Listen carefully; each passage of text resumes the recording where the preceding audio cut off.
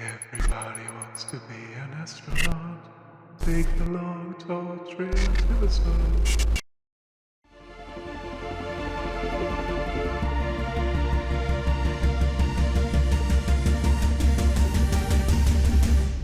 Hello everyone, and welcome back to more for the Golden Path Internationals, sponsored by Unfuzzable Narrative. I am your host and commentator, BlackShadow, and we are now into the very last week of the group stages. 7 days remain for groups to get themselves wrapped up, and the first group to manage that point is actually one of the last ones that we covered, and that is Group B, the so-called Group of Death, when we did the draw 2 months ago. And so it has proved to be. It has been a savage arena of pain and misery for most of the players in it, and just one match remains. Today's last game is going to be featuring Lannister, Sailor, Pons, and Ribbit, also better known as Orski. And you can just tell from the group that it has been pretty brutal. Point shared all across, no particular clear winners. LSR has managed to poke his head in front, as has, to be fair, Lannister as well. But other than that, it has been absolutely tied to the point that anyone could still technically make the top spot. LSR is guaranteed to make his way to the automatic qualifications. Lannister is a massive favourite, but he's not safe. Should he lose and come forth from this match and Sailor win, Sailor would pip him due to a superior average points difference. Both players would have won 2 games, so Sailor would just about creep it, but it's pretty unlikely that it's going to happen. So the most likely outcome is going to be the battle for the wildcard spots, which is 3rd and 4th positions, as well as potentially some best 5ths as well. Cash is not going to be able to make it, as Ribbit has a game in hand, as does Pons. As such, it is between the 3 other players to see who is going to qualify. Now, there are worlds where all 3 of them might make their way to the wildcards, but it's pretty unlikely, and it obviously depends on other results in other groups. So realistically, only 2 of them can make it. Sailor does have the advantage of the extra point on Pons and Orski, but the problem of Orski here is that he's the only person to not win a game out of the remaining players here, and winning the game is first tiebreak. As such, that is Orski's big problem here. Even if he, say, gets 2nd place here and ends up with 11 points, because he hasn't won any matches, he could still be potentially pipped by Sailor and Pons should the results work out in that way here. So no one is safe at all. Of course, if any of these 3 players do win this match, they will make it through to the wild cards without any concerns at all. And 2nd place is probably going to be good enough, especially in Sailor's case. But outside of that, it's very impossible to know. And as such, we'll be having to try and keep a best odds on how this is going to work out in the results. Orski definitely has the most ground to catch up with, though. Again, if he doesn't win this, and even if he gets 2nd place, he might still not get through due to the fact that he has not won a match. Alright then, kids, so we're getting ourselves ready for this game. It's a big game, this for sure. I will be doing my best to try and keep you guys up to date with where the table standings roughly look here. I've kind of got a little bit on the side here to try and keep up to date. But yeah, remember, of course, top 2 of the table go through automatically to the next round. 3rd, 4th, and 8th of the best 5th places of the 20 groups will go through to the wild cards, which is just a set of 3-player games, one-shot knockouts. Winners will also progress to the knockouts. And there are worlds where everyone here makes it through, and there's worlds where everyone doesn't. You're probably looking about 10 points minimum to have a chance of qualifying as into the wild cards off the 5th spot, but it's going to vary a bit. So here we go then. So Lannister is going to have 1st position in this one, which means Pons will be selecting first. And once we get the black spot, we'll have a look at everything in a bit more detail here. So it's a lively row. Not too bad looking here, actually, with Pyder here. Very strong card. Probably one of the top 10 cards of the game, I would imagine. Pyder is very strong, very versatile. Great, obviously, for buying spices. Special Sister is nice and solid. Gunfopter is pretty popular in this group. Very powerful, if used correctly. Sardaukar Legion, maybe not quite as good in Rise of Ix as it was in the base game, but still pretty solid. Interact Recruiter there if someone just wants to go in all combat and the row kind of dries up here. Very powerful techs, though. Minimic, Hole Projectors, and Spice Sides. I'd rate you probably 3 of the most powerful techs in the entire game. They're up there. Paul Atreides picked in 4th position by Pons. I mean, I actually reckon this is not a bad one for him with Minimic and the whole object. Whole object has like completely transformed how Paul Atreides plays because, of course, you can see his top card of his deck. So that is huge to be able to do that and know what your next card is. That's very significant. Looking at all the leaders as well, there's no Baron. But Tezzy is in, Beast is in, Vernius is also there, Romba is there. If a Lannister first what he wants to remember, of course, Lannister just needs to avoid last place, and he will go through into the knockouts. That's all he has to do. The only way he can't make it directly is by him losing and Sailor specifically winning. Other than that, he does make it through. But other than that, it is huge for everyone else here. So Sailor takes Beast in 3rd. Looks like a nice solid pick. Might go for Minimic Film immediately. Some Beasts will do that to kind of improve their deck quality. Orski up next. And it's a big one again for Orski. This is a big game for him again. He's the only player of these 4 that have not won a match so far. This is a huge game for him. Even if he gets 2nd place and 11 points, that's not guaranteed to get him through. He might still get kicked out. If he wins it, he knows he's good. So, big choice here. Tezzy is probably the person to go for. I think he'll go Tezzy and does indeed take Tezzy. I think that's the right call. And then Lannister is going to have the chance to go Romba here. Is Romba the right call? I think probably so. And he will go for it here. So, Romba taken once more. And we're going to get ourselves underway here. This is a big game. And of course, I can't help but call this and think back to the first game that I called with CJ. And the absolute brutality of that was. So here we go. Lannister's going to be up first. Lannister has not drawn great here. Only his diplomacy. Nothing else to report. Tezzy has got only diplomacy in both daggers. Beast has drawn everything. Paul Atreides' hand is also not that great here. He's going to be drawing into convincing argument. He might look to go well Menta, I think, Paul. Get that 2nd convincing and pick up some decent cards here. We'll see.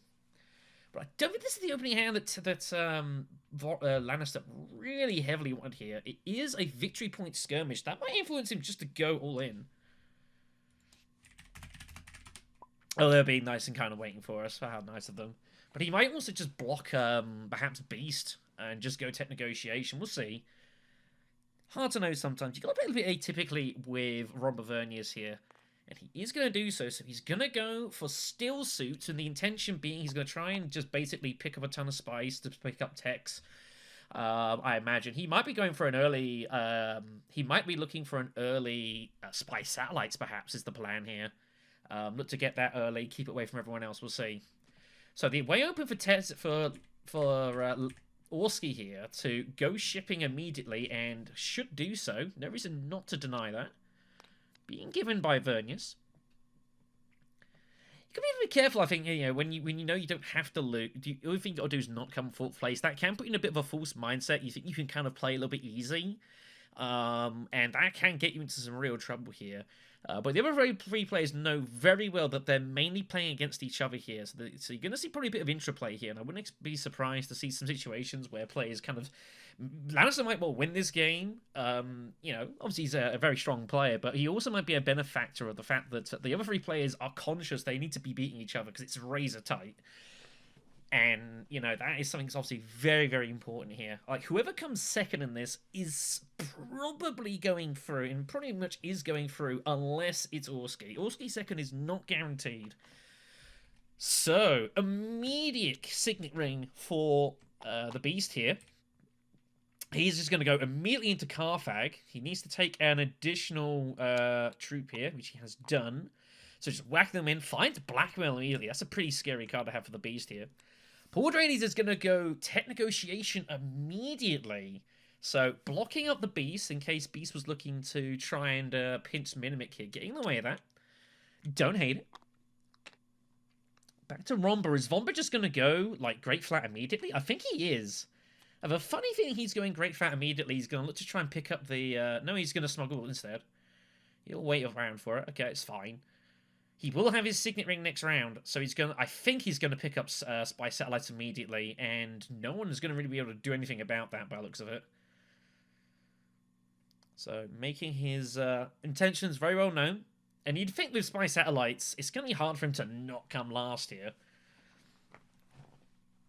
pretty good tech for Romba to pick up, all things being told. So, he'll make a push for like the Fremen Alliance. That's going to put him to, like 6 or 7 points minimum. There's going to be some comments he'll pick up. So he's going to be in a pretty good shape to not come last here.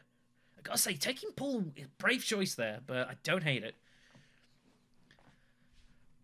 Back to Tezia. Tezia's got both daggers. Tezia was probably wanting to go tech negotiate at some point, but isn't. Not even getting any troops in, just straight revealing. For free. Wow. That is kind of nuts. Okay, the Bene Gesserit system directorship has turned up here. I wonder if that might change Romba's plans a little bit here. Wow. Big card. I cannot believe Tezia Vernius didn't go down Rakeen. I'm really shocked, just absolutely terrified of, did not want to risk trying to pull, in case they pulled their Sikh allies, didn't want to risk the 20%. I don't hate it. It's the last game of the tournament. It's a big game for Orski. If Orski comes last in this game, he's out. It's as simple as that. He is just not going to make it. Even if he comes third, 10 points with no wins might not even be good enough here. So he probably has to make top 2. So he's not going to take any risks. None at all. Beast is going to pick up... he's going to go to Hagar Basin and pick up... he's went to Wealthy and pick up some cash. Paul's gone to Hagar Basin instead of... he's looking to pick up the water back from Skirmish. Surprised he didn't go Imperial Basin and put in the 2 troops. Look to get in front of Romba here. I think that's a bit of a miss there from Paul. I would have liked to have seen that. Go Imperial Basin and then get Great Flat in front of Vernius here, but I guess he's more interested in getting the 2 spies, so obviously he can look to pick up Hollow Projectors, Mimic, that sort of thing. So, oh yeah, our new fight sound. Beast picks up a Recruiter and a Liaison for both Paul and Romba. Beast is going to take this down. Take the opening conflict here, which you'll be reasonably happy with. And then it's going to be a water for Paul and a spice for Romba. So if Romba wants spy satellites, it's his. He's not going to be blocked from this. Surely it's got to be the play, right? But we'll see. Okay, so round 2. It is Cloak and Dagger here. Tezia will not be getting involved currently, so it can be sticking out of this one. Beast has not got a great hand here. I wonder if Beast is... if he wants to go take Mimic, he's got to do it now. And I think I wouldn't hate him doing so either, just getting in the way of Paul. I don't entirely hate it. Paul Atreides might be going for spy satellites as well. This is the fascinating thing for Paul. I think Paul's got to consider it too. Like, if Beast doesn't go there, Romba's probably looking to take spy satellites here. And it's going to be open. I think Paul has to take advantage of this and needs to take spy satellites before Romba does. I think it's a bit too important for Paul here to pass this up. Or is this going to give him a load of persuasion? Potentially. He's going to get +1 for the space. He might not have enough for picking up Chom directorship, but he can still look to threaten Piter and whatnot here. I think he's going to do this. I think this is a really important play here for Paul Atreides. And it looks like he's going to do it. This is a good move. I like it. Yep, getting in front of Romba there. This is a huge, huge play. Very important, this. So he's going to take that away from Romba. What does Romba pick up instead then? He won't hate Hollow Projectors. He might even go Mimic here. Curious to see what he's going to turn up here. Paul does trick, get an extra card in. So he will be shuffling into his new deck. Finds Dune, not doing a whole lot here. What does Romba find for the new tech? It is Restricted Ordnance. Wow. Romba wouldn't mind that either, but doesn't have to get involved just yet. I wonder if Romba's just going to pick up Mimic here and call it a day. I don't hate it.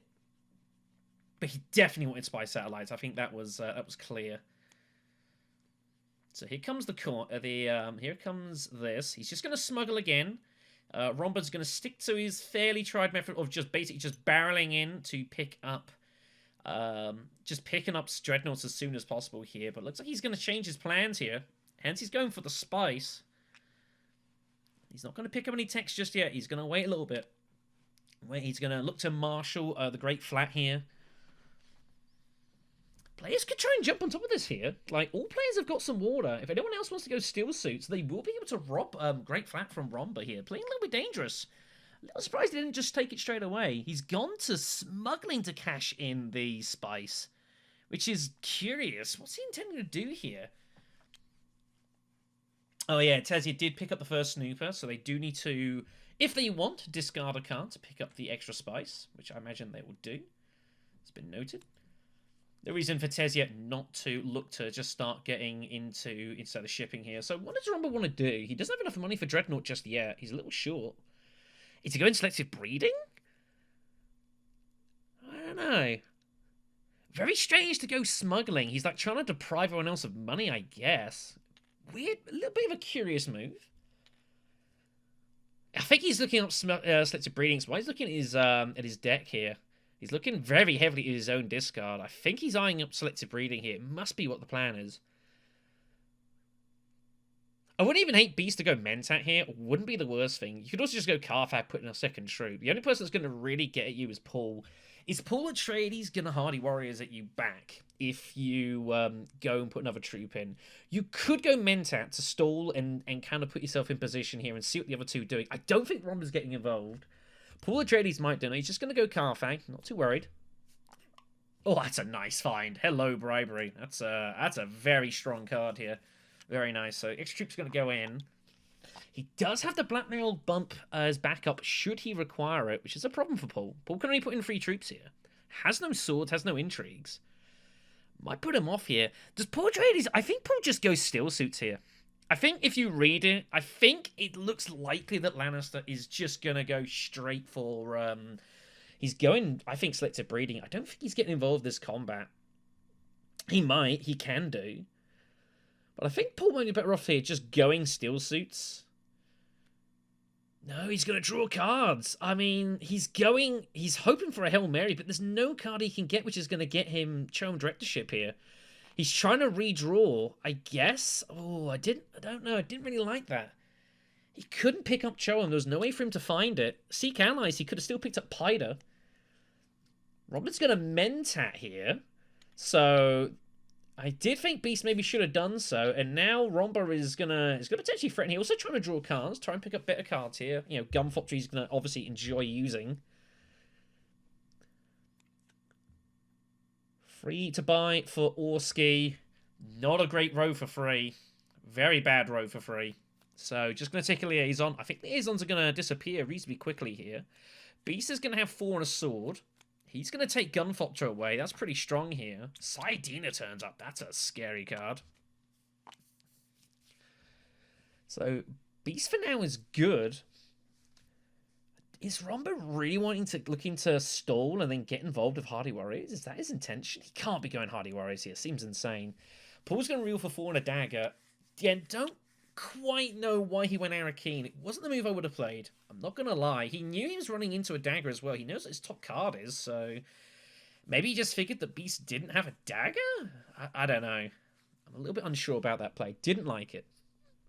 Maybe he's just trying to do it just to deny Beast the first place prize, I guess.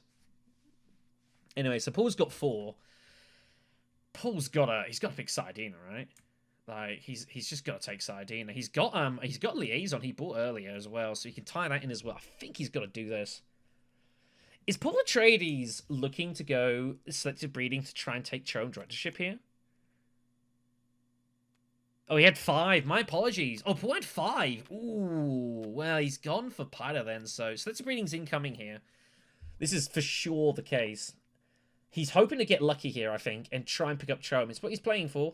6. Doesn't get it. 7. And he loses diplomacy, so it's not a good draw for him. Backup plan will be Piter. He will definitely be taking Piter. There's no way he doesn't. He might take just Piter and... I don't know, maybe just that. I don't know. We'll see what happens. But Piter's going to go for sure. Made the punt for Chome and missed. Cool Intrigue turns up. It's not a bad one for Romba, actually. That's going to fund his Dreadnoughts. But he decides against it. So, Beast can win it if he wants. I think I would actually play Blackmail, because you're going to get your bump back anyways here, right? Cycle it out, you get your bump back wherever you want it, and you're going to get 2 fresh intrigues. I think honestly, I think what I would do, I would play it Blackmail. I would then lose the bump with the Emperor, take it with the spacing, and then use Bribery to pay for spacing again, and get around a shipping in. I think that's what I'd be doing here as Beast. You're not going to be able to ship a ton, obviously, because you got Orski's on your right, which is going to complicate this, but I think Beast has got to play this. I think it's worth it. You're going to be able to cycle this out, get 2 intrigues. You're basically moving your intrigue to wherever you want. Your persuasion. And with bribery in hand, that's really, really powerful. You can guarantee shipping by playing blackmail now. Obviously, you would like to have done it without, but it's not a big deal. I think Sailor's got to do it. I think drawing, I don't think it's good enough here for the intrigue and a spice. I think you got to cycle out Blackmail's a good card, don't get me wrong. Blackmail's really nice, but you don't need the Emperor bump. It's not a big deal. I don't hate not doing it. But I think I would be playing Blackmail here and taking this down and ensuring the first place and cycling out Blackmail for another intrigue. I think I'd be doing it. He's obviously indecision here. It's not an easy call. Like, don't get me wrong. This is not an obvious decision, but I think that's what I'd be doing. Shifting the... Basically doing almost like a Tesia ring ability, really. Like, take away the influence from the Emperor and putting it with the Spacing Guild. And just getting that 1 round of shipping, and then you can look to hit smuggling at some point. You were concerned, obviously, Romper's going to probably look to try and get a lot of smuggling in, obviously, to pay for, like, his dreadnoughts. But eventually, you are going to be able to smuggle. So Blackmail is going to be played here. Pons DC'd. I think this is the right call. I think this is a good move. I do like it. So he will have to pay for that, and he'll take the bump with shipping. Yeah, he's got bribery specifically, so I think having that in hand just makes a significant difference here. Wow, finds corner of the market. And bypass, that is huge. Corner market might influence Beast maybe making a late game pivot to some Spice Must flows. He might go hybrid here, given that Romper's involved, and Romper obviously is going to want to dominate a lot of endgame combat. Might be with Beast maybe considering go hard early in combat and then leave the late game to Romper and like Tesia to battle it out, because Tesia's going to need to pick up some combat here, you'd imagine. Give some outs here for Beast. Beast does pick up the access to shipping, and we'll take it. Orski will not be happy to see this. Let's see. Romper's got hold of his diplomacy. Not a great hand, though. Paul's got a decent hand. Paul also picks up Dispatch Number, which is huge. Sayadina is the next card to draw. But it's going to be tough for him to actually draw it, is the problem here. Might be better leaving off the next round, perhaps. Might influence a trip to Still Suits here for Paul. I wouldn't hate to see that. Anyways, Beast will obviously go instead of shipping. He's going to use his ring. In order to get hold of the extra troop. Start garrisoning that in, which is good. What's Paul's first play going to be here? He basically can't draw any cards. There's no way to do it. I think Paul's just going to pick up Minimic here. No, he's going to diplomacy first. He is going to go Steel Suits, yeah. So he's preparing, obviously, for next round with Sayadine, and he's just going to hit that immediately. What Paul wants to do is he wants to get some troops in garrison so he can send them out with Steel Suits. Romper's going to pick up Great Flat now. That's Threatening Highliner. It is the Mentat combat here with some Solari, which will be of interest to Romper.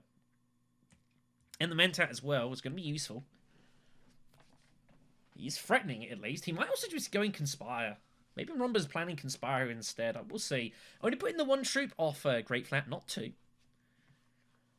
Tesia up next. So Tesia initial plan has been blocked. And obviously it's a hideous hand here as well. It's really bad. I think Tesia Vernius has to go and take Minimic with Dagger. He has 6 Persuasion in hand.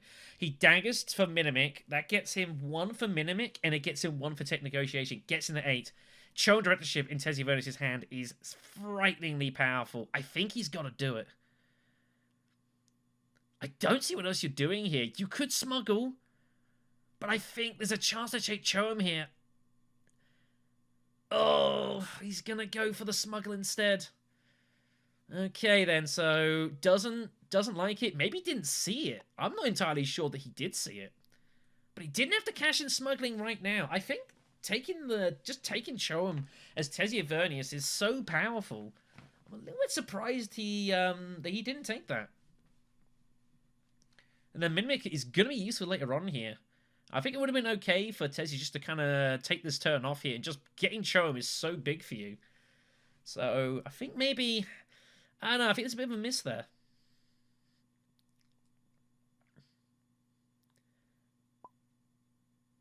Uh-oh. And he's, yeah, now he's seen it.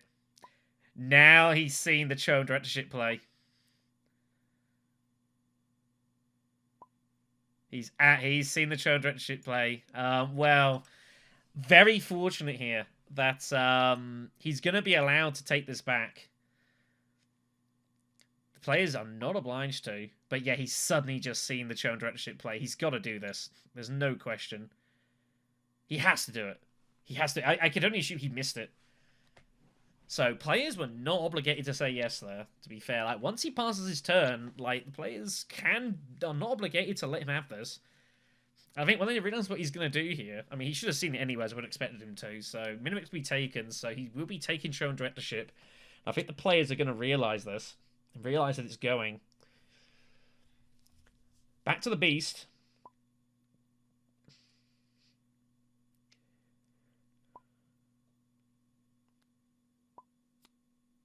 So Beast is going to go ahead and just go smuggling. He's just going to cash in. He's going to rely on Gunfopter and his daggers to do the damage here. I quite like this, actually. I think this is a good play.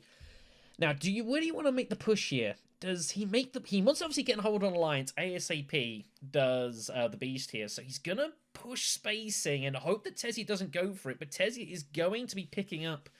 Problem here, though, is that Tessie is going to grab Choem, and he doesn't realize it. And he's going to really struggle to take this Alliance. He's hoping that he goes hard and Tessie just duplicits away, I guess. Anyways, Savfk for Paul Atreides, using the Liaison. Find Secret Forces. That's going to be pretty useful for him. He will want to go spice hunting later on. Safe Dispatch an Envoy. For later on here.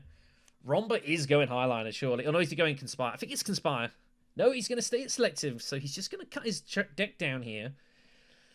The first one I get, I'm not so sure about this, but okay. He's just going to cut through some of his weaker cards here. Playing a little conservative is Lannister here. Not going, putting the boat out. Again, he doesn't have to win this game. Like, third place is enough. So, Tessia gets the reveal for Choem. So, it's a bump for everyone. He will be able... He's not going to get off any snoopers here, but they're all going to be prepped. And Beast is going to realize there's some trouble here. He's kind of forced to go for the Spacing Alliance. It's going to be hard for him to do so. So Beast is going to be able to reveal here, put a troop in, and he's going to have 8 strength on reveal, which is pretty nice. Or 7 strength, I should say. 5 daggers in hand. Power of Gunfopter right there. Nothing to buy, but it's okay. You don't hate that as Beast. Beast doesn't need a particularly big deck. But we'll be revealing for 3 and a dagger. Oh, he's going to play Bypass here, because he's seen Negotiated Withdrawal. Yeah, now the fun is coming here. So yeah, Bypass is in hand. He wants to play it. He's gonna ask if he can play it here. So, you know, realistically, players need to be making sure that they're ready to rock and roll before they hit the pass turn. He's deciding if he wants to play it here. Nothing's happened yet, so it should be fine. There's no tabled information has happened particularly, although Paul has revealed his hands, so it's a little tricky here. But it's up to the players to sort out. It's not for me to decide. You know, ultimately, you know, officially, if people don't, you know, once they pass the turn officially, that's it. It's done. But it's up to the players ultimately to, you know, if they're happy with Orski's case to let it go, then that's up to them.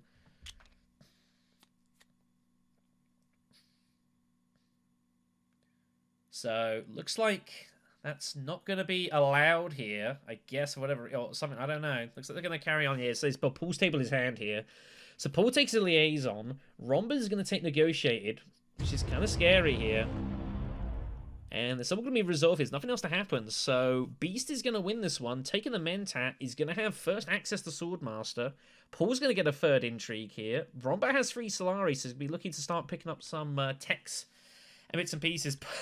Beast finds his Emperor bump back. It's pretty cute. Calculate higher for Paul Atreides. That's a nice one. That's really, really good. Won't be able to use that yet. There is no Mentat, of course. And his opening move, we already know it's going to be here. Sayadina to Steel Suits, you'd imagine. Don't see any reason it's not going to be that. Dagger's going to be drawing into. Romba has 9 Persuasion in hand, by the way, kids. Which is kind of nuts. You can just reveal and buy spies if he wanted. I don't think he's going to do that, but it's hard to know.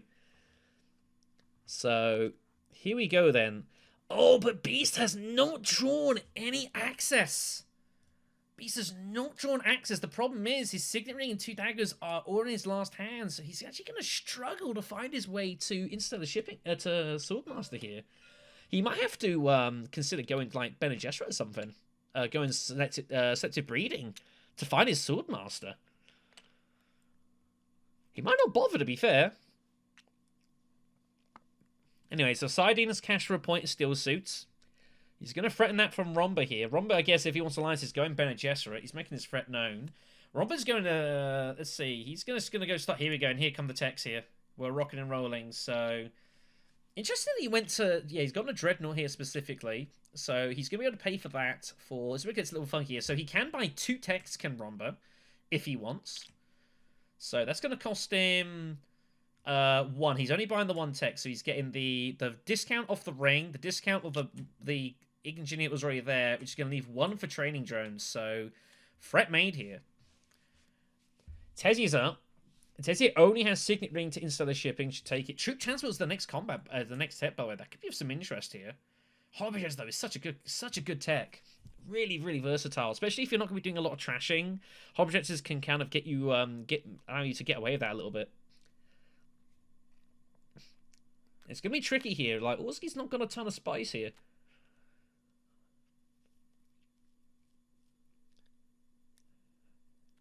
He will not be able to get Swordmaster. Obviously, Mentat is gone.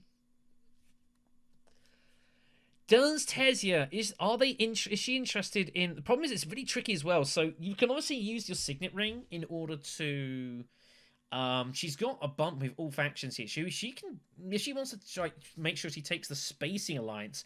You could, like, shift influence between the other 3 factions to take any bump you want. The next faction she goes to, she gets the token, the bonus from that track there. So she get a water, which I actually don't hate, seeing as people only at 1 water here. But a lot of questions for Orski. Orski's not going to go for any techs here. He's going to decline for now. He will be going for spacing. He's going to take that. He has to go take that. I wonder if he realizes that Beast is going to struggle for access to Swordmaster here. Maybe they do. Maybe they spot that. I don't know. Might just be fortunate here. I think Tezia should definitely consider looking to get hold of a bump somewhere here and getting hold of a resource now. I'd probably take it away from like maybe the Fremen or Bene Gesserit, maybe. I think I'd probably leave the Emperor bump. Emperor's a good source for taking those passive bumps with. I don't know. I think you could do any of them. He's going to take it away from the Emperor and look to get hold... I reckon he's going to go Fremen and get hold of the water here. Yeah, makes sense. I like it. So we'll pick up the extra water here, which is going to be nice. Beast is up. So Beast does not have access to Swordmaster at all. It isn't going for it. Just going to take the 4 spice here. Is the Beast prepping up for Highliners? Obviously still wants that alliance. Still wants that alliance. Definitely threatening it.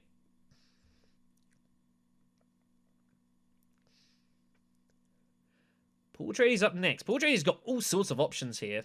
Unfortunately, it's a bit awkward, though. I think you just use Seek Allies and just call it a day. But where do you go? Secrets, Fold Space, Wealth. None of the spaces look that appetizing. Paul has a problem here in that he's got a lot of potential here. He's just going to use his Signet Ring, I guess. He's going to save Seek Allies for later. Wants to get smuggling here.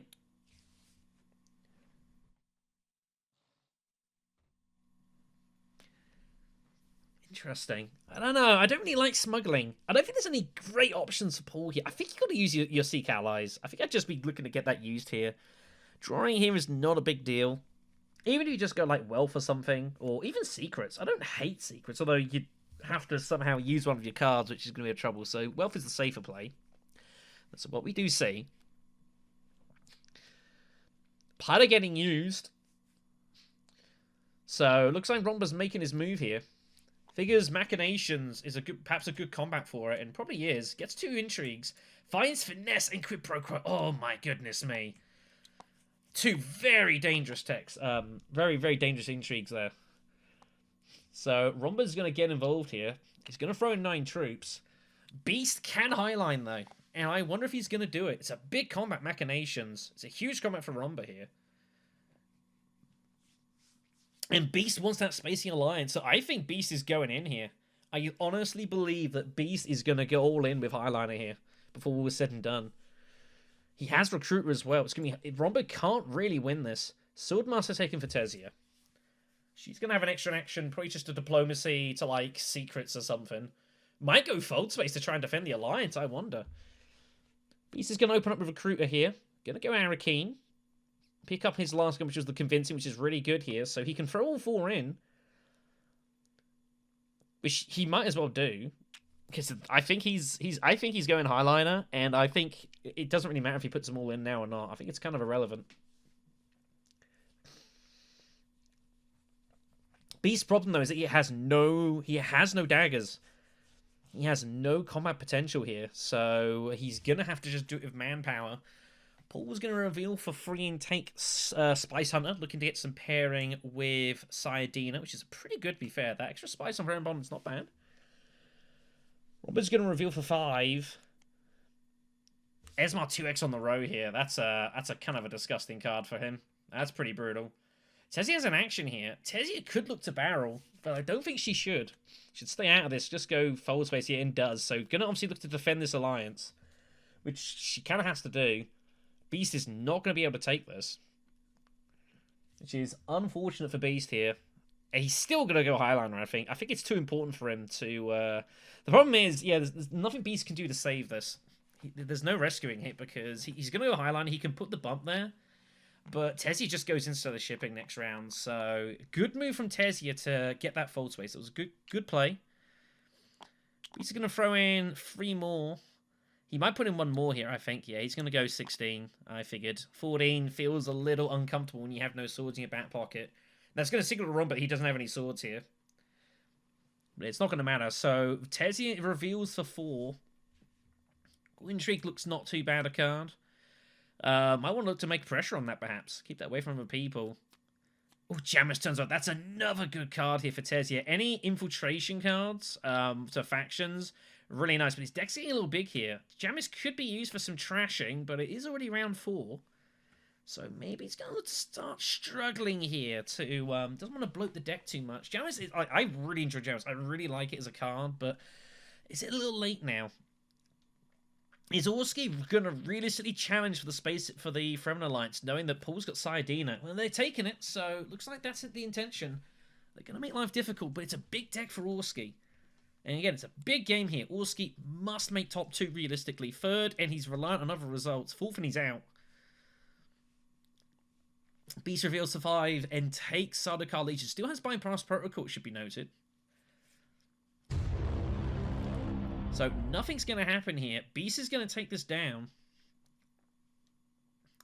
Much to his delight here. So he's got 2 bumps to take.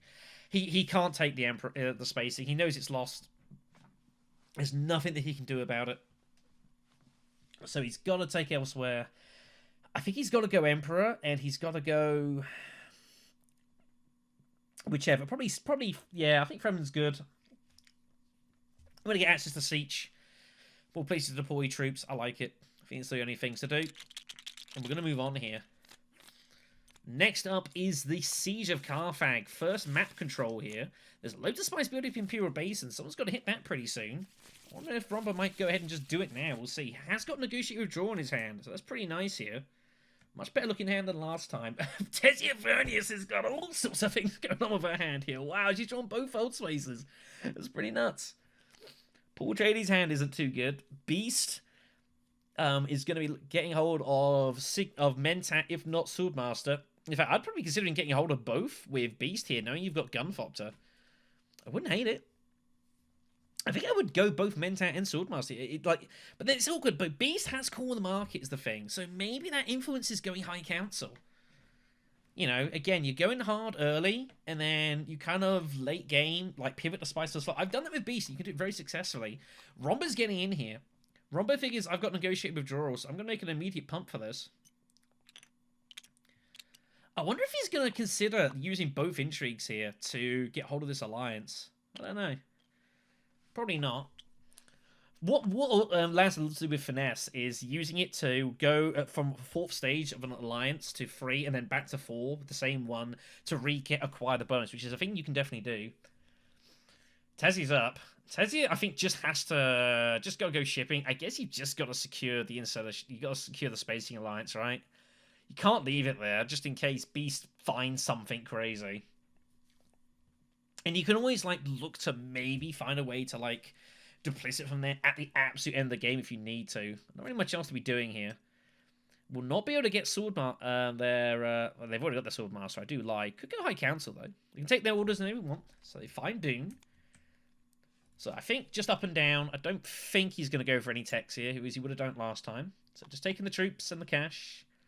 Does he want to take the cash? I don't hate taking the cash. I think Orski's going to go High Council. He's got Minimic. It's going to make him a lot easier to have backup plans to pick up Spiceless Flows here and there. I think it's going to be good for him.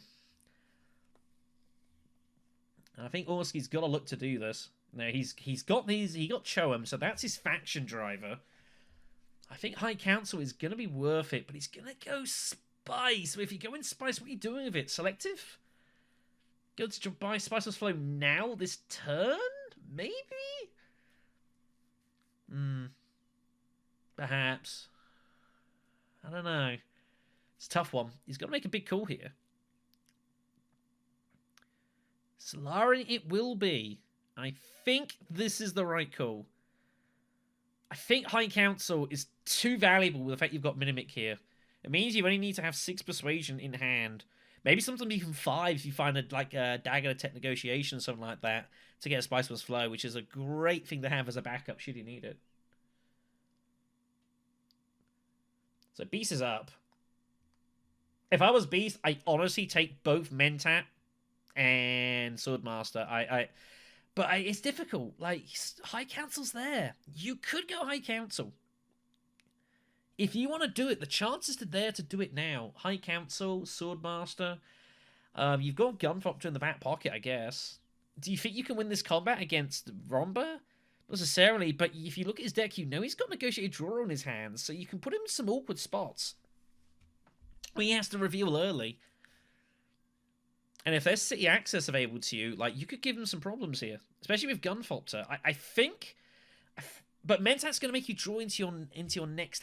oh, no, you've already drawn your hand. That's not a problem here. I think you've got to go Mentat Swordmaster here. I think you've got to put Romba in a really difficult spot here. You do want to get hold of High Council, but you can always go Wealth at some point and get the money for that. You know, you've got Favoured Subject. He's going to go ahead and take the Swordmaster. Okay, so I think he's deciding he wants to go High Council here. I think that's the intention. Romba would have taken Mentat if he could find it, but he hasn't have access there, so he's a little unfortunate. So he's going to have to, like, probably put in more troops so he can retreat and feel like he's still got some control over the battle. Paul's going to take all the Spice and Basin with his Signet Ring. Makes sense. Finds Diplomacy. I mean, it's nice. He's going to use Calculated Hire to take the Mentat now, given that he's drawn a big card here and he's got Dispatch as well, so he's going to look to just hit a lot of factions here. Makes sense to me. So we'll pay the Spice for that.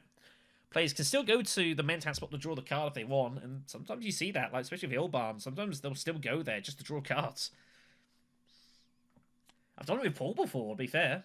Because I know what next card is. Sometimes it's what you want to do. So Romba's up. So Romba has an issue. He's got to put in more troops. He's just got to go Carthag, I think. Just put in the extra troop in the hope that he gets hold of something pretty useful. Finds cannon turrets. I mean, he'll be glad to see that. Instead of anyone else. So he knows that his Dreadnoughts are never going to be able to be taken out. He'd be really glad to see that. Really happy. Back to Tezia here. It's there if Tezia wants it to go High Council. But going Bene Gesserit's sister to do it kind of sucks. But it looks like it's going to be the... No, just going Secrets for now. Okay.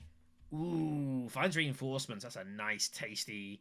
That's a tasty, tasty intrigue. One of the better ones, I think. That will give the bump as well in the third snooper with Tezia. So we'll get an extra bump there. So we'll be threatening to get hold of the extra 2 troops with the Emperor. Emperor's a nice track to get the end for Tezia. Or the second one. To get hold of the troops with like your Signet Ring. Put them all into combat. Really nice.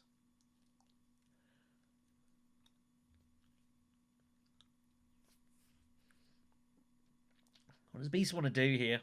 Beast has High Council if they're after it. I mean, it's why they went Swordmaster, right? I feel like if they weren't, they would have gone Mentat. So I think I don't hate it. It's obviously awkward because his ring's kind of struggling here. He can't get it boosted at all here. He went for an alliance he just wasn't ever going to keep and get hold of here. So his ring is kind of neutered. So let's give him more reason to kind of stay away from combat in a short bit. It is round 5. Tezzy's got a big garrison. Vernius is now kind of running online with his dreadnoughts. He's also now intrigued as well, so that's pretty concerning.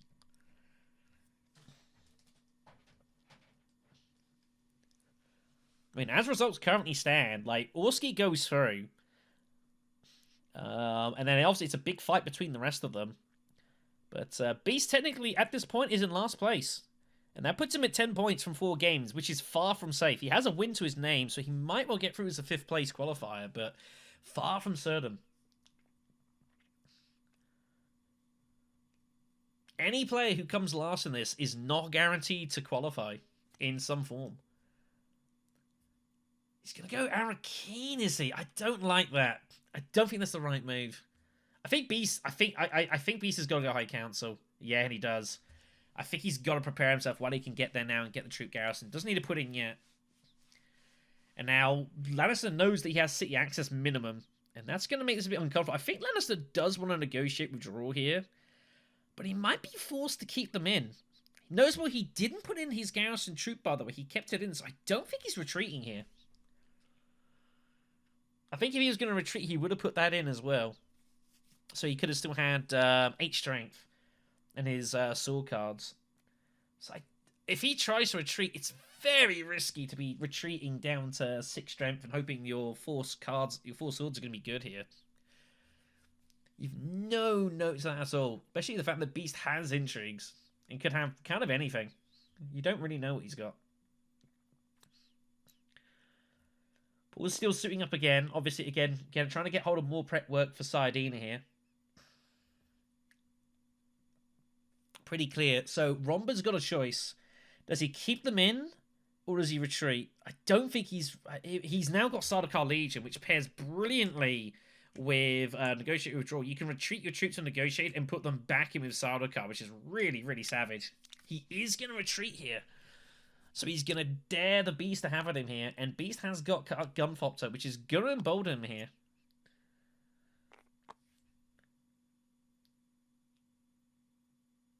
At the moment, Beast can't win it, though, is the problem. He needs to draw another sword. He can only put in a maximum of 9 strength here.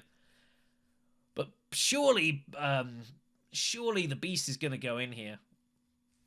How do you not go in here? It seems kind of insane. It's being offered up. If he goes Arakeen and finds a sword, that's pretty brutal. And the swords are there. He does not trash anything. Arrakis Recruit is in there, that's a sword. Dagger's in there, that's a sword. So, not the terrible chances he finds the sword he needs to tie Romba, and that will be a big blow to Lannister here. Yeah, specifically, if Lannister comes last and Sailor wins, Lannister will have to go through the wildcards. Any other result, he gets through into automatic qualification. But he's not safe. Back to Tezia here. So Tezia's got fold space. Might as well use it. She goes Arakeen. Wow. Wow. I didn't expect that. Going for the double jaw. Oh, I was trying to find Spice Plus Flow, but doesn't get it. That's 8 persuasion. It's not enough. Tezia is 1 short. I think Tezia was looking to go High Council with that fold space, but Beast got in there first, so they're going in. So now Tezia is threatening to go in with troops and take this away from Romba. Romba's not going to take this, surely. Wow. And now Beast has an issue here. Like, Arakeen, I think, was the obvious play. You could still go Siege. Getting on to shifting, which is turned up on the row here. Makes sense. So bypass protocol played. That will just go onto the discard. Cannot put it on top unless you pay the spice. And it's going to look to basically shift the faction influence away from the spacing elsewhere. It means obviously Tessie in theory will be able to do so, but she's only got 1 token remaining, so she can't do a lot of duplicity anymore. It's largely spent, so it's a good pickup for Beast. What does Beast want to do here? I guess he might as well go Siege, right? I guess. Pick up more water? I don't know if Research Station's good enough. You have 4 Persuasion. Problem you got to think is if you go Research and, like, all his cards are in there. He's got a Liaison. He's got a Convincing. Like, he can get to 9. But the problem is if you miss 9, you get, like, 7 or 8. What are you doing with that Persuasion here? Because the row is kind of quiet here. Not a lot going on here. You might as well play something. I don't think I play Fopter though. There's no point. It's either Siege, obviously it's either Siege or Research. It's a tricky spot for Beast. I don't really know what's best here. I mean, Research is a punt. It's a complete punt here. Sometimes you get there though. You're drawing 3 cards. It's half his deck. Combat now. Now Tezzy's gone in all of a sudden here. That's got to be a bit concerning. I think he's going to go Research here. I really think he's going to talk himself. He's got Call the Market as well in his hand. It's going to really incentivize trying to hit the Spice Plus Flow, but if you miss, you're in real trouble this game.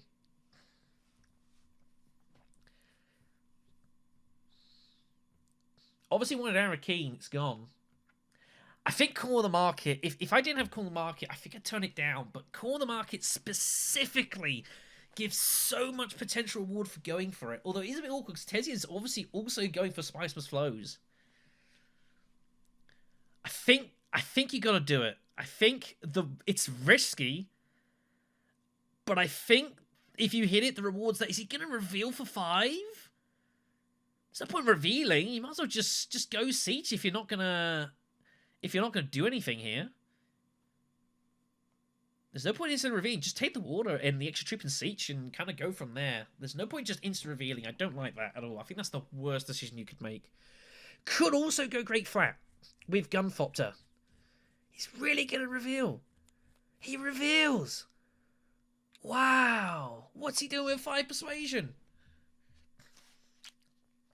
What's going on here? I don't like the reveal. I don't see what this achieves. Why not go Siege? Oh, you don't have access to Siege currently. Oh, I didn't see that. So he had literally Great Flat on nothing. I didn't spot that. Well. It'll be interesting to see what the Beast's next 3 cards are. We'll have a little look here. He wasn't getting there.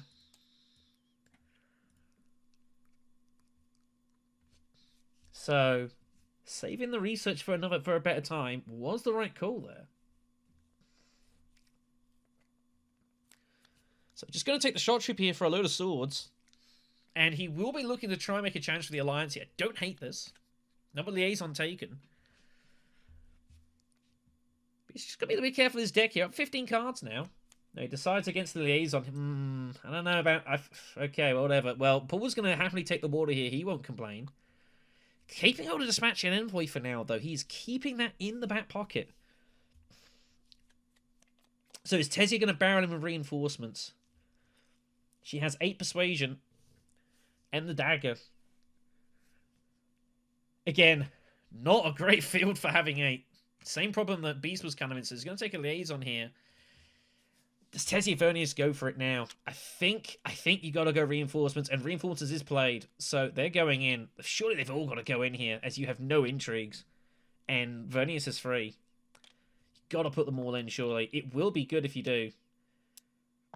And that will be enough. Vernius cannot catch here. So, Orski's going to take the combat down here. Puts him at 6 points. Big combat for him as well. It's a huge point to find in the context of the game here. Turnies, you usually need to pick up a combat somewhere. So, Vernius is not going to play. He can't carry. He's going to play Cannon Turrets just to get rid of it out of his hand and look for a better intrigue and not risk it being stolen. So keeping real tight hold of Finesse and Quid Pro Quo. He's going to use that for to try and steal an alliance somewhere. Probably the Fremen if he can. He'll lock that up against Paul Atreides. Oh dear. And find Sisters of the Secret. Well, that's a lot good for Orski here. All happening.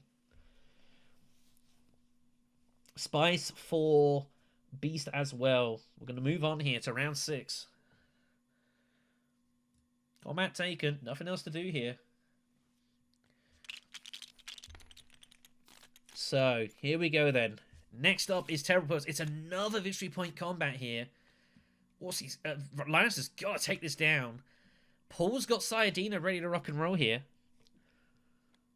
Wow, what a weird hand for Paul Atreides. He's got all his Fremen cards and Dagger on him. Huh. Interesting. I wonder if Paul would... Nah, there's no way he's not going Steel Suits. I was like, is there any way he doesn't? Remember, of course, Paul has got spy satellites. So, a huge part of his game is getting hold of this Fremen alliance here. And he's going to lock it up. Bromba has tons of potential. And it's still so difficult as well. Paul does not have a Swordmaster, nor does Rombo here, to be fair. But Tezia's up first. Tezia's not drawn amazing. Both daggers in hand. Maybe it's the time to get involved here.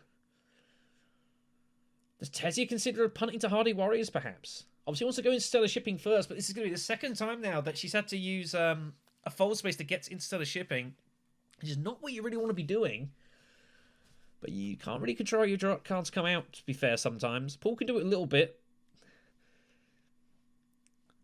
Beast has got Sardaukar Legion in hand here. I wonder if Beast might consider finding his way to maybe Great Flat, Conspire, using Sardaukar Legion to get troops in if he wants.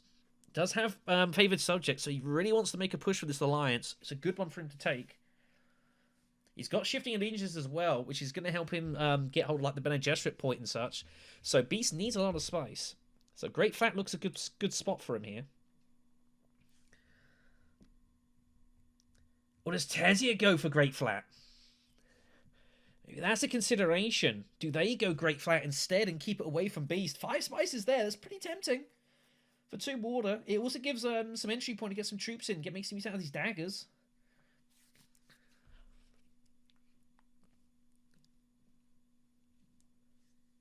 Diplomacy being played.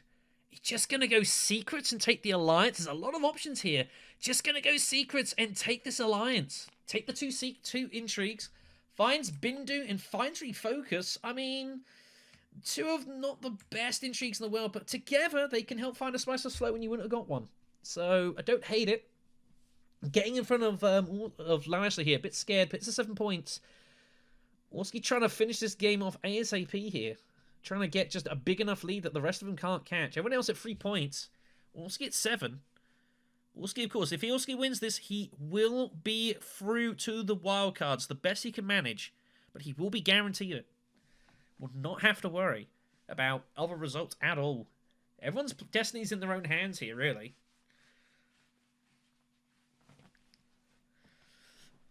Beast is up. I think Beast has to go Great Flat here, right? I think the spice is too huge. But Beast wants to start drawing spice or slows as well. There's a lot of things Beast wants to do. I think the spice is more important. You don't have to worry about corner of the market, and it's going to be tricky for you to get all of that off, though. Tier 3 conflicts are coming up, though, so Beast is running out of time if they want to go for corner of the market, but I don't think it's going to be easy for him to physically get hold of this, of corner of the market now. I think he's better off just trying to fund his convincing, but he's got to find it again. Beast's got 14 cards in his deck, so there's no guarantee he's going to see it this game anymore. He might only get it off once. This is going to have to make up a point, probably with the Bene Gesserit, so he's going to need to get hold of a trip to the Fremen somewhere, and he's going to have to start hitting the... He's going to have to start finding his way to the Emperor space if he wants that alliance, which he probably has to do. I think Great Flat's the place to start. If you don't go Great Flat, you'd be very concerned that Tezia probably goes there. Oh, it's interesting that Tezia went secrets, though. You also have Interstellar access, so that's going to be complicating this. But if you go Interstellar, you can't mine. Real tough spot, this, for Sailor. It's a big decision. And if Sailor can get hold of second spot, they're pretty much guaranteed to go to the wildcards. I don't think they can be knocked out of it. They will be good for wildcards. And if they can find the win, unless it comes last, they will avoid it entirely. So, Great Flat played here. The players will know this. They will be sitting here, and I'm sure they'll be somewhat aware of the state of the table. So this is going to be 2 points for Paul Atreides here. 1 for Sayadina, 1 for the Alliance. He gets the bonus water courtesy of said Alliance as well. So just hitting Steel Suits every possible chance here is Paul. So that's going to get him up to 5. He's got 3 more points in the back pocket with spy satellites. Gets him technically to 8. 5 with 3 behind. And he's not really going to be looking to make any interest into any of the other trips here. Romba firing up to the Mentat here. So Romba here is saying, I'm taking this combat down. That is fully the intention.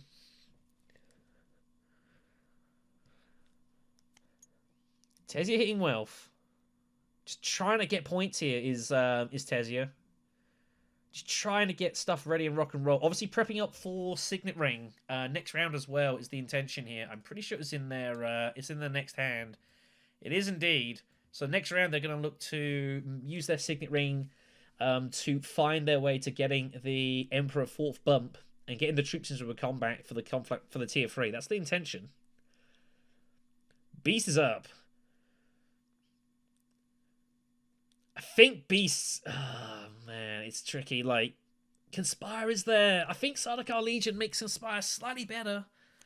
Selective Breeding is also there, though. He has... If he went with Diplomacy, he'd have 5 Persuasion. He'd be able to draw out the rest of his hand here. He could always still go to Conspire if he doesn't hit what he wants. And just put a ton of troops into his garrison and maybe look to threaten with those. Does not have the water for research station anymore. That is gone, and I don't see how he ever gets it back.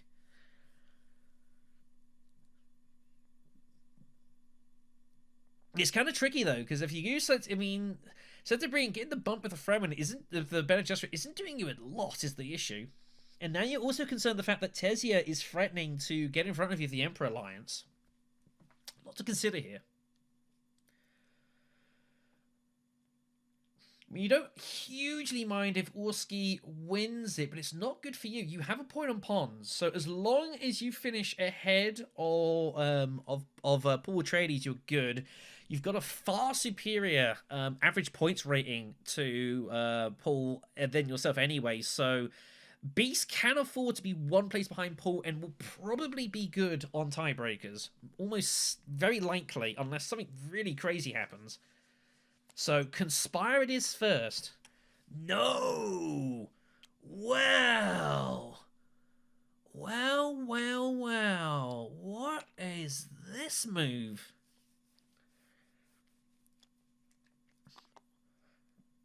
And not taking a tech either. What a curious move that is. What's going on here?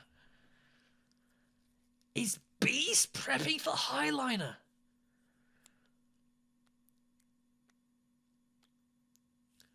Paul's going to use Dispatch Envoy with his liaison here. He's going Hardy Warriors. He's just trying to lock up this alliance immediately, not letting Rumba get close. I don't hate it. I don't hate it at all.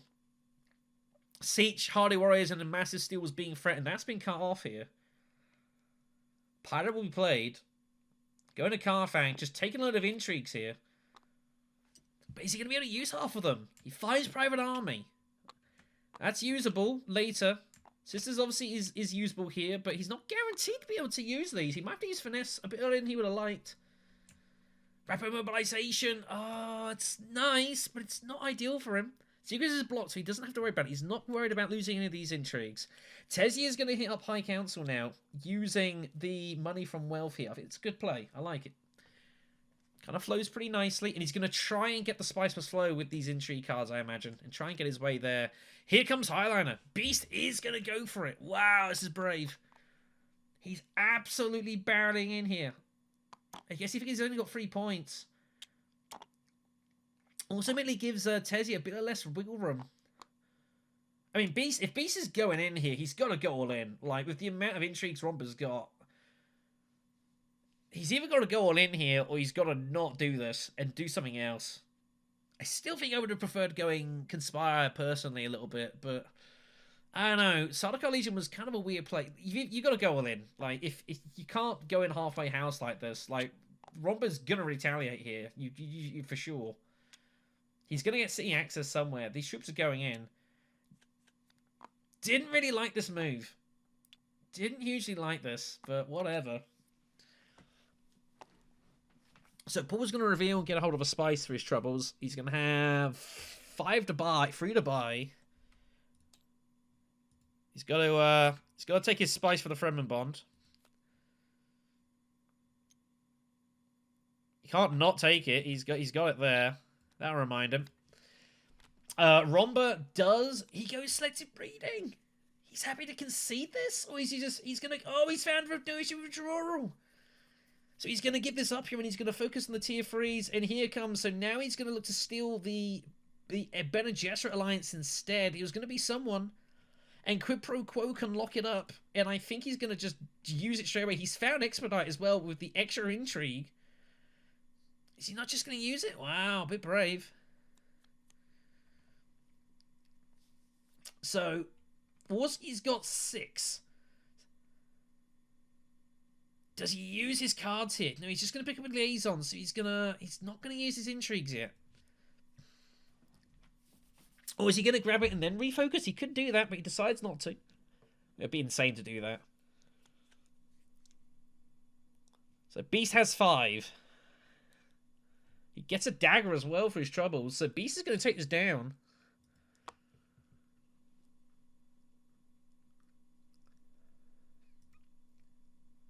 I assume he must have known that Negotiate was his next card. I don't know if that came off the top of his deck or not.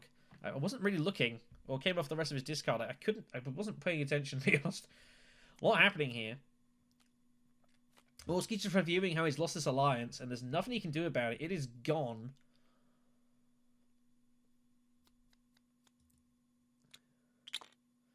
So the troops will be retreated here. That's going to lock up the alliance. And he's used rapid mobilization to put them all back in here. It's pretty savage. There's not a lot anyone could do about this. It's kind of unlucky he found rapid there like that. It's worked out absolutely gloriously for Lannister here. It's pretty disgusting.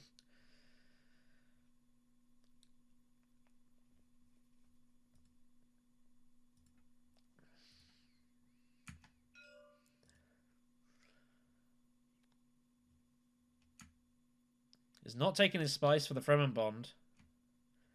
There we go. He's done it now. Yeah, this is worked out really well. Like, Lancer's just found like a ton of really, really good intrigues here, which is going to help get him... It's going to probably help get him over the line here.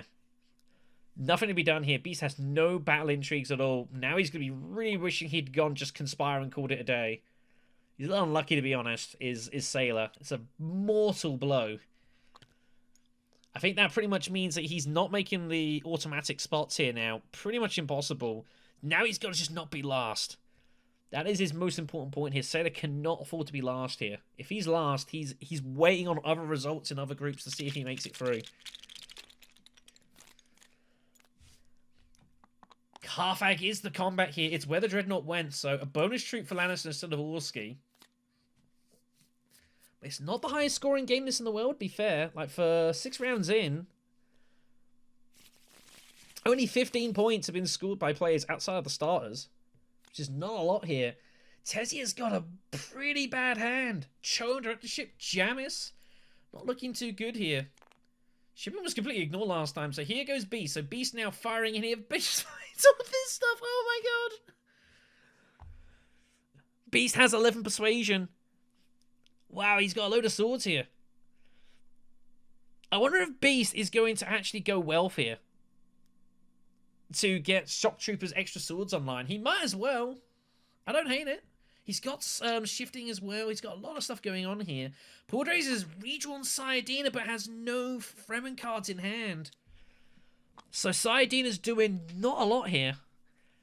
Paul's got to go in selective breeding, surely, now. He's got to try and find Fremen cards to pair with it. He's got to try and find some... yeah, only move here.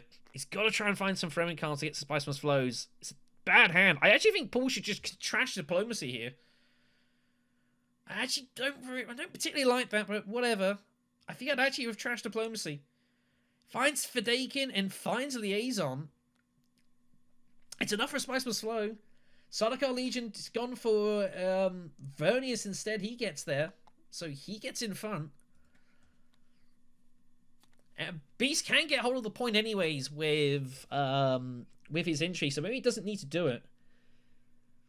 But he doesn't have any access to Fremen, which is a problem. That's a point he's missing here. It's a really weird game that a lot of people, that certainly in the last round or so, instead of shipping, it's just been completely abandoned. It's completely insane here. Like, you wouldn't normally see this. It just shows show how people want to do different things here. So here comes Tezzy's play here. This is now she's going to drop down to get the bump and the extra troops in from the Emperor here. So she'll be able to put in 5. 2 from Garrison, 1 for the city, 2 for the bonus here. So 5 troops in.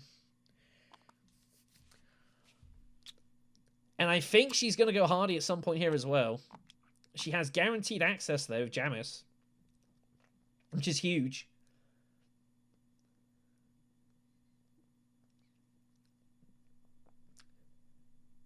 Tezia has 7 persuasion in hand currently, should be noted. Here comes shifting with Hager Base in here, so he's going to drop the Emperor, especially now that Signet Ring's gone.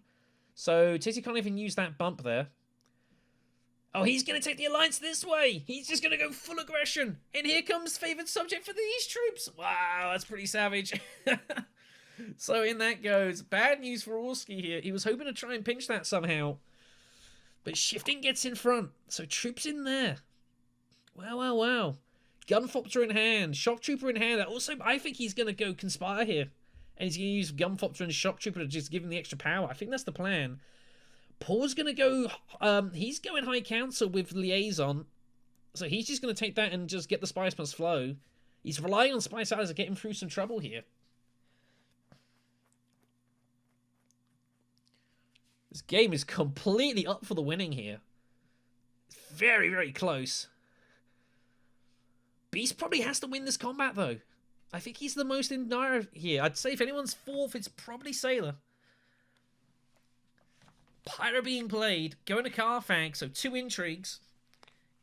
Romba's found a lot of good intrigues. Is he going to find more good ones? You better believe he is. I mean, you know, Street Pusher's not too bad, but Ambush is a massive find. So that's pretty bad news here. More troops are going in.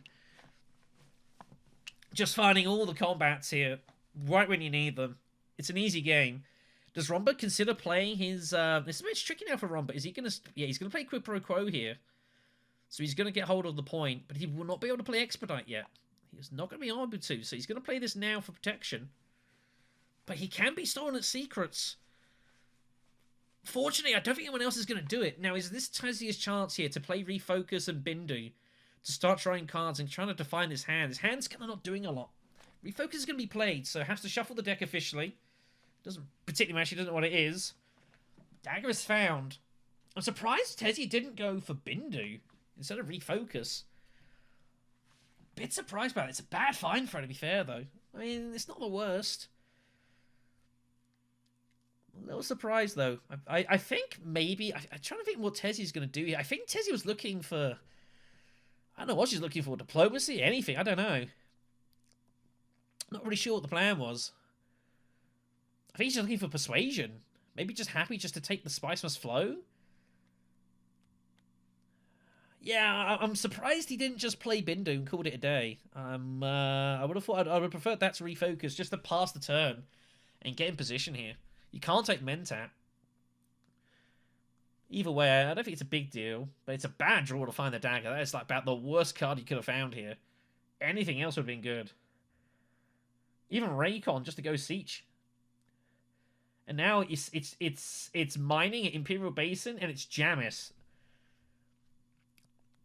Let's do some maths here. So at most, Tezzy is going to be able to put in like 10 troops, which is 20 strength. The 2 daggers is going to get to 22, and Bindu might give us some more. Is 22 strength going to be enough here? Do they think it's enough? Romba has buckets of intrigues.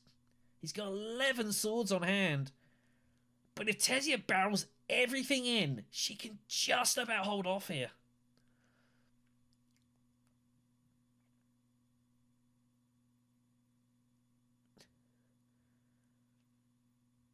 I have no idea what that means.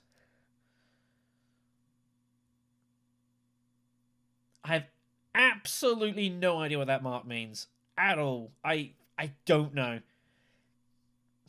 I haven't got a clue what that mark's meant to mean. Is there some gameplay shit going on here?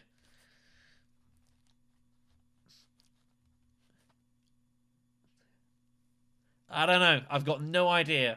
We'll focus on the gameplay here. Beast is up next. Beast. Oh, man.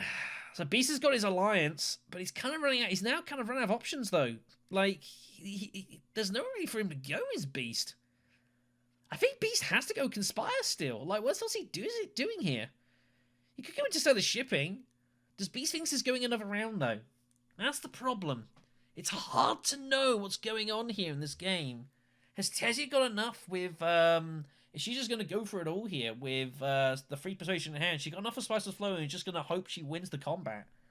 It's an action in hand. I'd be surprised to see Tessia just straight pass it. She can't go Mentat. Nor can Beast.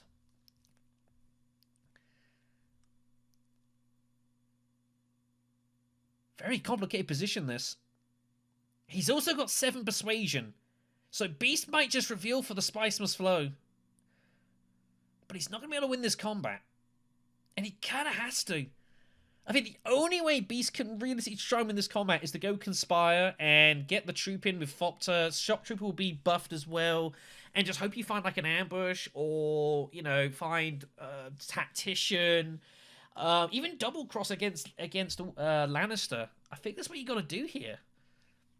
I think it's the only way he's going to win this combat. Let's look at this. So he's going to go 8 strength. So if he gets an extra troop in after conspiring, that gets him to 10. Fopter gets him to 13. Imperial Shock Trooper gets him up to 18 strength. Plus any intrigues he has. Is he going to think 18 strength is good enough here? Probably not. But it's complete speculation. Whether you think... It's a very difficult to spot this. The only way you're going to win this combat is by conspiring with Sardaukar Legion. It's the only thing you've got. Rapid mobilization is already gone. You could fight second wave. Second wave would be huge for you as well. That's 6 strength. But I think he's going to reveal and take the Spice Must Flow and the swords and hope this goes another round. It's an unenviable spot. And it's pretty brave to go conspiring. It's pretty brave.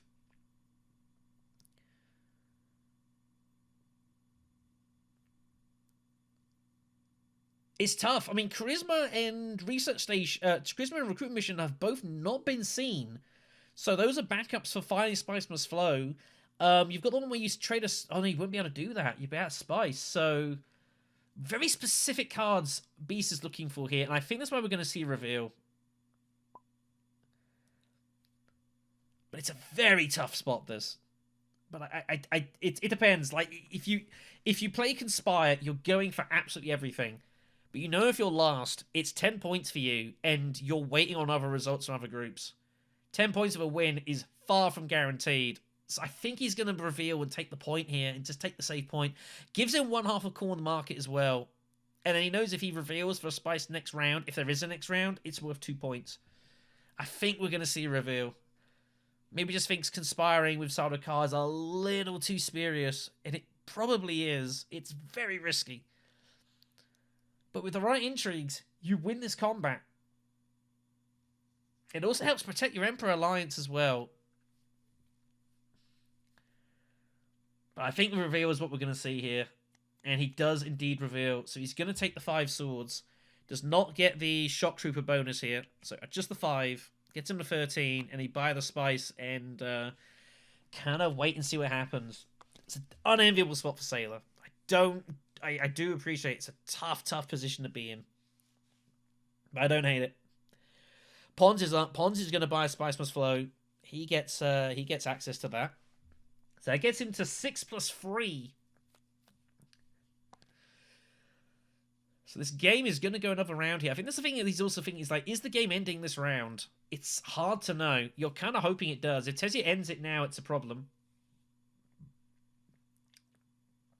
Yeah, the Spice from Esmont to Air is ridiculous to get that there. Really useful. And that's just getting the stuff going at the right time here. And here we go. Here comes the Hardy Warriors. Barreling everything. And it's going to be close. So let's see. So that's 20 strength. I guess what you were saying, you're saying, I'm going to be at 20. Swords are going to get him to 22. But Lannister has 11 swords to catch. But it's not going to be enough. Which is insane.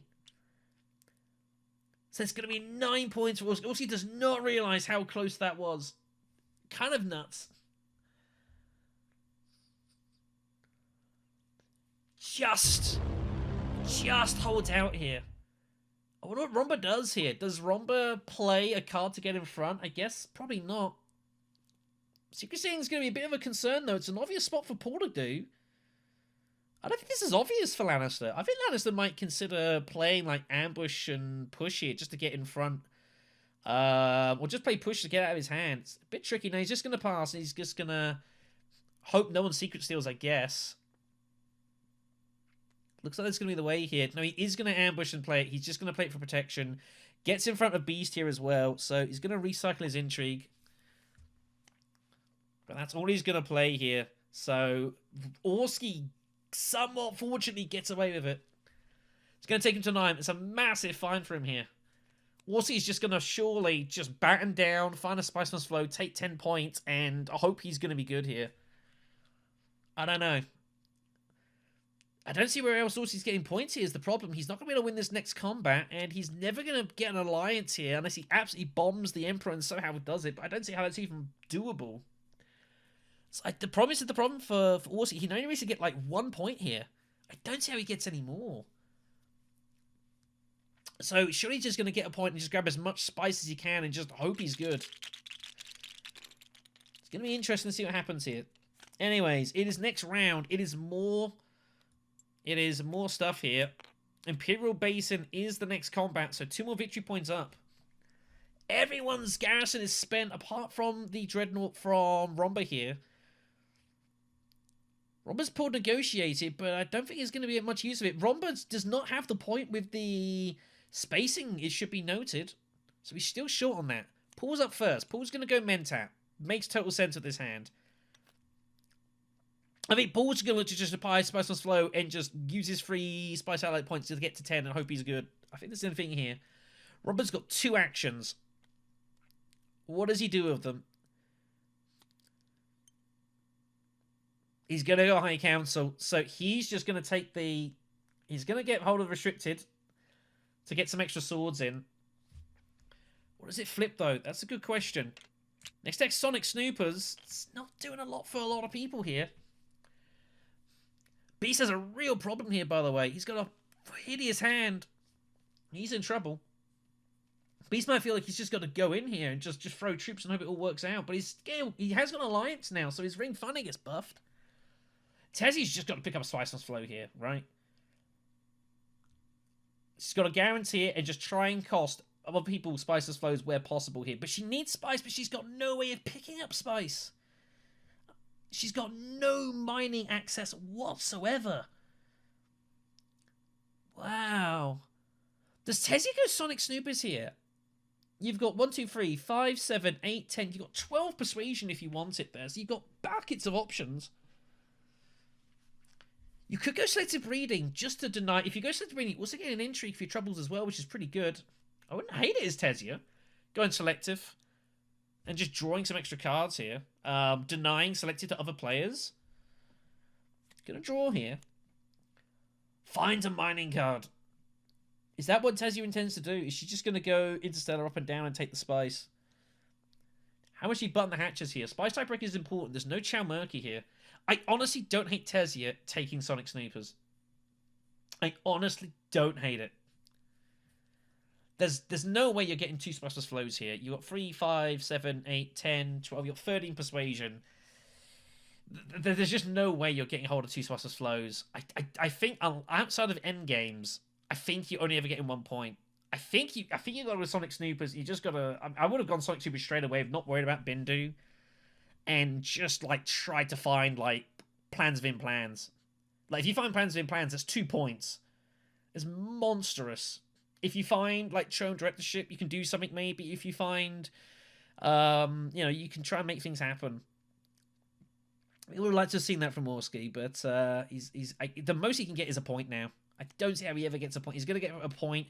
I guess he's going research state. No, he's going great flat. He's going to go great flat here with Dune, and he's just going to get as much spice as he can here and hope he holds. Arakim with Signet Ring is going to give the Beast his diplomacy card, which is what he needed. So Highline is incoming. This is trouble for Lannister. Lannister's going to maybe be glad that Tezia won the last combat here. Tech negotiation for Paul Atreides. So just shoring up the Spice Must Flow. He's going to get himself to 10 points. Glimpse the Path is played from Romba to draw another card here. He's got 10 Persuasion, so he has a free action. Do you just go Hardy Warriors and just throw it all in? I guess. I don't really see what else you do here. Yeah, there's not really much else to be doing here. For you, you're going to get hold of no spice for your intrigue, which is unfortunate, but I think this is fine. Just chuck them in and, you know, try and pick up whatever spice you can, basically. The chips will fall where they may. You're getting a point for Spice's Flow, so that's going to get into 7. But it's about all he's ever going to get here. He's not getting any more.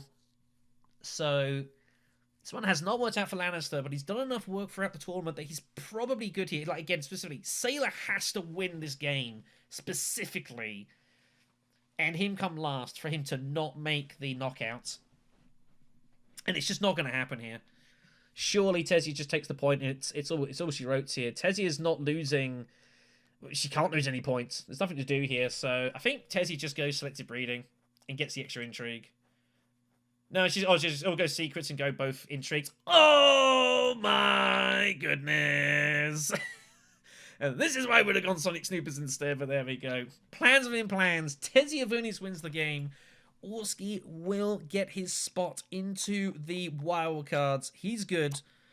Cannot make his way into the knockouts, however, straight away, so he's going to have to go through there, but he'll be pleased to see that. He was good anyways. But that just shores it up then, so he's going to feel mighty relieved about the situation. So it's all about now. It's about how this ends up here. Secret Forces in play now, so they're going to go in. Everyone's going to chuck everything in here. So it's going to be razor close here. So let's go with this here. So if Orski wins, Paul Atreides comes second. And if Beast was to somehow get third place here, he would be tied with Pons on points and would be good on average points rating. But if he comes fourth to Lannister, he is going to be fifth in the table. And he's, again, going to have to wait on other results. And I do not... He's hoping to go for base in here. So it's going to get him to 8 points. But does he have a night favorite anywhere? And you know what? I don't think he does. I don't think he has a ninth point in him in anywhere. There's nothing he can do. He's going to be spent here. He's going for Research Station and hoping for an absolute Hail Mary. If he can find 6 Persuasion... But then he's going to be short on Spice, though. So I think Beast is doomed to last place here. I don't see any way he can escape this. Oh, no, if he wins it... No, if he wins it, he'll be beating Romba, though, actually. Romba's only at 7. He can't score any more. So he would be good. Third place would get him to 11 points. And I think that means that Pons would be the person in 5th spot on the table. Because Pons' average point rating is inferior to Sailor's, and it's not... They're going to have the same points here, so it's not going to make... he's not going to be able to improve on that. So Pons is going to have to be the one waiting for results here. But 11 points of a win in the bag. He'd feel probably reasonably happy to find one of the 8 spots, but it's, again, far from guaranteed. But Paul Atreides is surely going to reveal for a Spice Must Flow. He has 9. So he's going to get to 10 points. He's going to be tied with Tezia.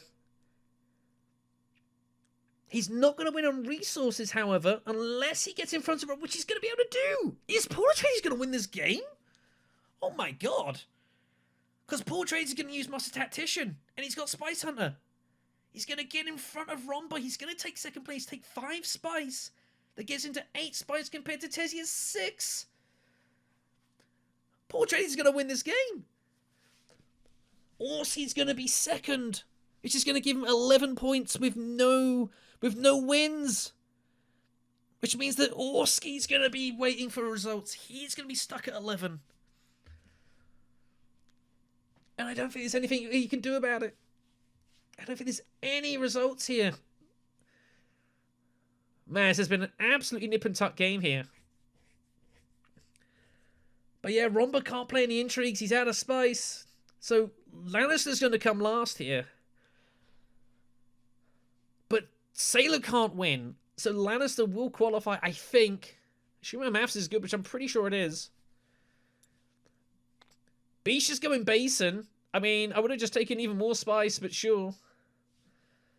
I guess he must think that Tezzy's not going to win. He must think there's another round in it, but he's wrong. And I think the spice is going to make a big difference here. There's the spice must flow. Beast is going to be annoyed, thinks I should have picked up an extra spice here. And there's nothing anyone can do. Oh, but Tessie has plans within plans. What am I talking about? So Tessie can't win. Paul can't win. Plans within plans are fine is going to mean Orski's good. I do apologize. So Orski will win. He is going to get through. Pons is going to get second place with Spice Salads. He's going to get him there with the 8 spice as well. Pons will take second. That'll get him up to 11 points with a win. Sailor third is going to get him to 11 points and a win. And Lannister's going to be last here. And the amazing thing is this might be like pretty much the only result which means that all 4 of these players might well make it through in some form to the next round. Either wildcards or straight qualification. Is that insane? Is that insane? Far from guaranteed. Well, what a game to finish off an incredible group. It has been chaotic. And Orski will be very glad they found plans at the death. It gets them the win and ensures that they're going to be good. What a find. Well. I mean, if there was any time to find plans within plans at the death, this was the time, right? Oh my God, yeah. I mean... well, he was winning anyway, but yeah. No, you were good. You were going to be good without it.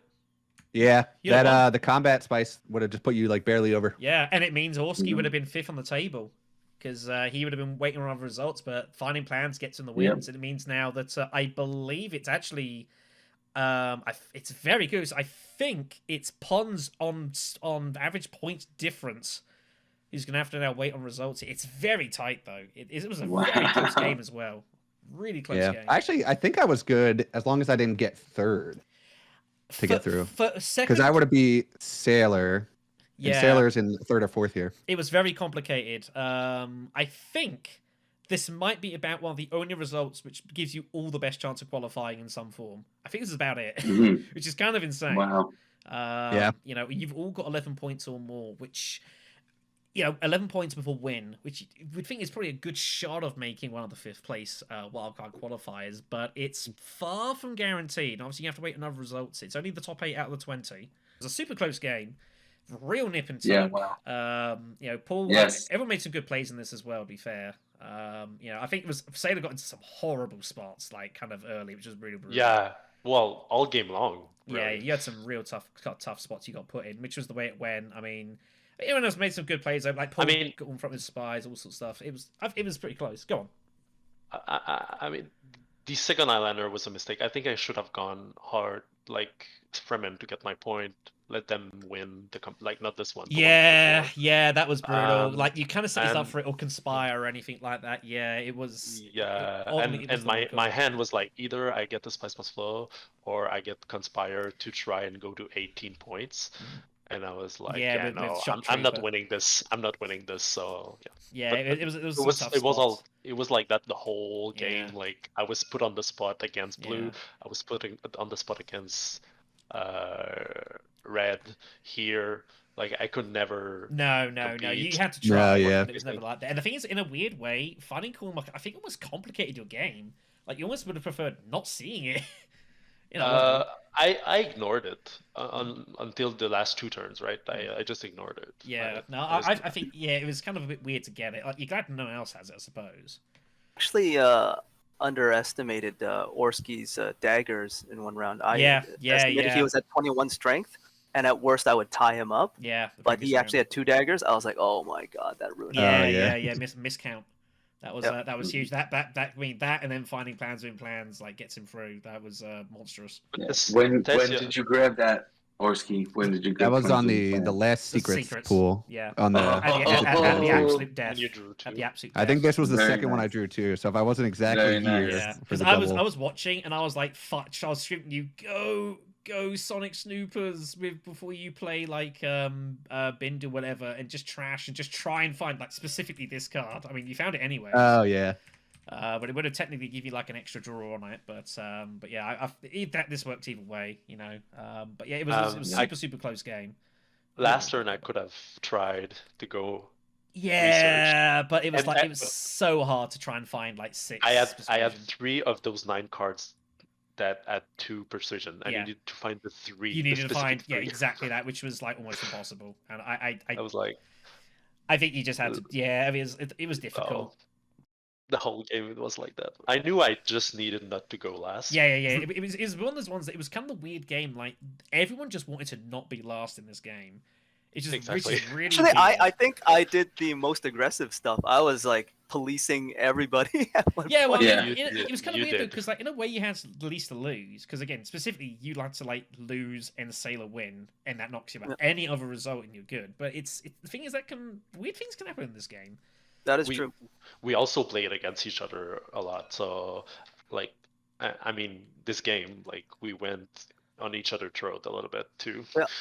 I took turns at everyone. I went after Pons' alliance. Then when that got choked up, I went after his that was alliance. a massive move from Pons to keep you away from that because you had so much stealing. So I knew I had to try. Yeah, it was you were losing it if you didn't make that specifically to Hardy Warriors. Like you were basically losing that alliance. Yeah, I was basically chasing 3 people at once. 1 person for combat, 2 people for alliances. I was just doing all the police work. Yeah. It's the way games go sometimes, but no, it's been a good end to what has been a pretty incredible group. Yes. I mean, it was called the Group of Death when we made it, and I think it's lived up to that billing. Like I feel bad for certainly has. But like Ant Quad, Alexio, like it was a tough group, and some good players were going to miss out on this one. That's the way it goes. So, but with any particular luck, we might well see a lot of you, Lannister excluded, in the wild cards at the very least. I hope so. Yeah. I hope so. Congratulations. Yeah, congratulations. Yep. Well played, Orski. Well deserved. Thank you. No hard feelings on the alliance there. That was a good play.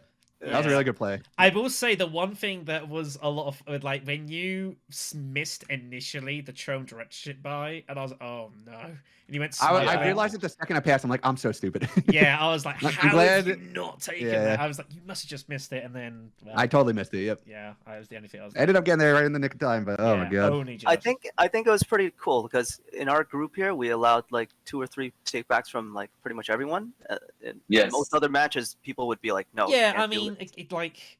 Yeah, it's mystery, but like as far as the rules concerned, like once you pass it, it's up to table discretion. If someone ejects, then so be it. Like you've had your opportunity, so it's the way it can really go. So I should have done it just to be spiteful, even though I had nothing to do with it. I feel like if it's not egregious, yeah, I mean nothing had been turned. You know what I'm saying? But, yeah. But it's up to different tables to work out what they want to do. Like I'm not going to judge. I'm not going to say, oh, if anyone does that, like they're bad people. That's the rules. Once you pass your turn, like in any game, like that's the opportunity potentially gone. So. Well, yes, very true. Again, guys, congrats. I think Orski, when you went for this alliance, it was one of like it was a very good play, like. Agreed. Yeah, he had to. That's good. If I had it, the game was because my whole strategy was going Highliner multiple times. So by taking this alliance, you negate a lot of that. Yeah, and it kills your ring as well. So you have to find a different alliance. So yeah, it was pretty crippling to lose that. I know. I had a good chance going there with my. Oh yeah, once you found Sardaukar and you found the intrigue, definitely. But beforehand, like you didn't have either of those at that point, and it was looking pretty dicey. So. Yeah, I kept not drawing my diplomacy on time. Oh, BlackShadow, just in case you were wondering, I knew I only had about a 1 in 6 chance to hit that 9 when I went a second time around. I was just having fun on that one. I figured it looked pretty spurious you trying to get there, but I was like, to be fair, you've got enough results, and I thought you had the ability to take a couple of chances here, and because I had Piter too, so I needed Piter specifically to land it, so it was a chance. Alas. Yeah, when you missed Chome turn 2 turns in a row, I was like, okay, Lannister is might as well punt for it. There's no reason not to. It's almost gone, but then you came pretty close. Yeah, Yeah. might as well punt for it. So I miscalculated Orski's double daggers, and that's what truly cost me. I would also say Pons like getting in front of the spy satellites was huge as well. Like I thought for sure you were going to barrel for that, so that was major. I definitely thought he was going to get it when he got that first water. I thought he was going to. That was my goal too. Like on the round 3, going into this or through. Yeah, everyone was eyeing up spy satellites. It's such a big tech, you know. So sure. Also because we knew Orski was the faction bump, the faction leader, so we were just like it's between you three, and then obviously Orski got immediate access to shipping because it would get given up. So he's never going to commit for it. So right. Surprisingly, few alliances though. I thought I'd be like getting so many alliances this game, but ended up only with one. They did a good job keeping you rough. Good policing. You had to go all the way up here, right? So it stops you a little bit. I think so. I think that's a good point. And then you couldn't blitz it away because there was always threats of losing it. So like, 100%. Yeah. And Pons over here had all the Fremen cards. So had all the Fremen. I know it worked. It just worked out, man. It worked out well for me. Yeah. That one round, I was so tempted to block you on still suits, but. It would have hurt. Yeah. Shadow, any moves you saw that I could have made somewhere, and like observing the whole game, anything you said, honest, he missed that? Like I don't think anyone really put many foots wrong in this. Like there was a couple of times. I mean, there was like a couple of awkward spots. I guess. I mean, mainly say they just got put in horrible spots. It was like there was no great options. Yeah. Generally speaking. Other than that, like there was nothing egregious. I'm sure I probably said so. I was like, I was like, okay, but there was nothing terribly egregious in this game, so I wouldn't worry about that. So that is going to do it for us from Group B. All games played, and some real good games been played in this one as well. You can see some of them obviously here on Hidden Assets. Orski has also shown all 4 of the games that he was involved in as well. He is look at the final table, and as has been noted, LSR and Lannister will go through automatically to the next round. Ribbit, Orski just about finds his way guaranteed into the wild cards. Don't have to worry about it. It was looking pretty uncomfortable for a while, to be fair. He will be joined by Sailor in that, and Pons in 5th spot will have to hope and wait that his 5th place finish is going to be good enough. I have a feeling that 11 points and a win is going to be probably enough to take one of those 8 spots, but we will have to see. It is far from guaranteed for sure. Very much for watching, everyone. Hope you've enjoyed this one. If you like what obviously we do, you can follow the channel. I've got a coffee in the description. We'll happily take anything you want to throw at us. We're not above that. No. But yeah, have a good one, everyone. Take care. We will see you all in the next conflict.